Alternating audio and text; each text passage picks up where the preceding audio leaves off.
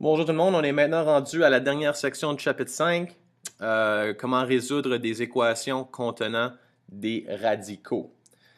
Pour cette section, on va appliquer, on va utiliser beaucoup de factorisation d'équations quadratiques. Alors, si vous êtes encore un petit peu rouillé là, quand ça vient à ça, ou si ça s'est déjà rendu tellement loin dans votre cerveau que vous ne vous rappelez plus comment faire, peut-être aller revoir la section de factorisation d'équations quadratiques ou de résolution d'équations quadratiques.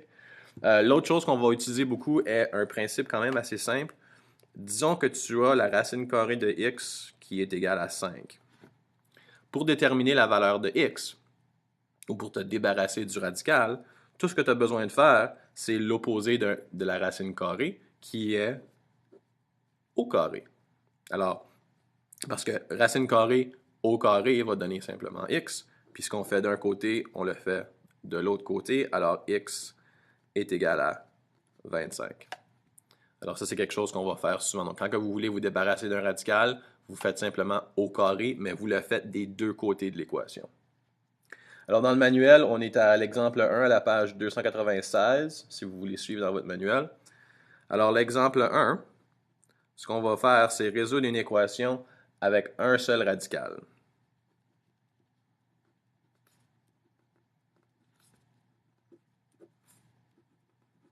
Parce que s'il y avait plus qu'un radical, s'il y avait des radicaux, le processus serait un petit peu différent.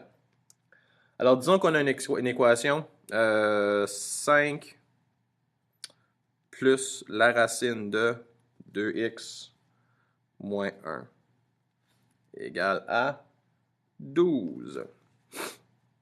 Votre but est de déterminer c'est quoi la valeur de x. Et pour faire ça, la première chose que vous voulez faire, c'est isoler votre radical d'un seul côté de l'équation. Alors, ça veut dire que la première chose ici va être de se débarrasser du 5. Alors, on va faire moins 5,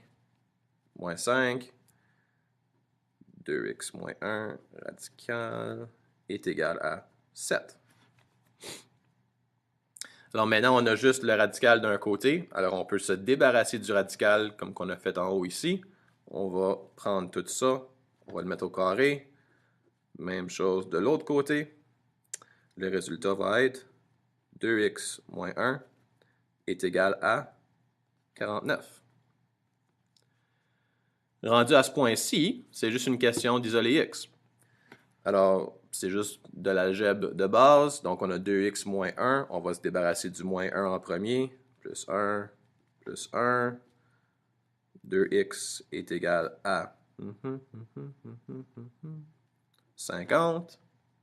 Et ici, on divise de chaque côté par 2 pour isoler x. X est égal à 25. On peut toujours vérifier si on veut, si c'est nécessaire, si c'est demandé.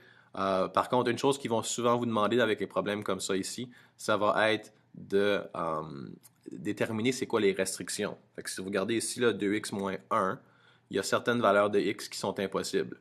Parce qu'oubliez pas, votre radicande doit toujours être plus grand ou égal à 0. Vous ne pouvez pas avoir des radicandes qui sont négatifs parce qu'on ne peut pas faire la racine carrée d'un nombre négatif. Alors, si on vous demande la restriction, tout ce que vous devez faire,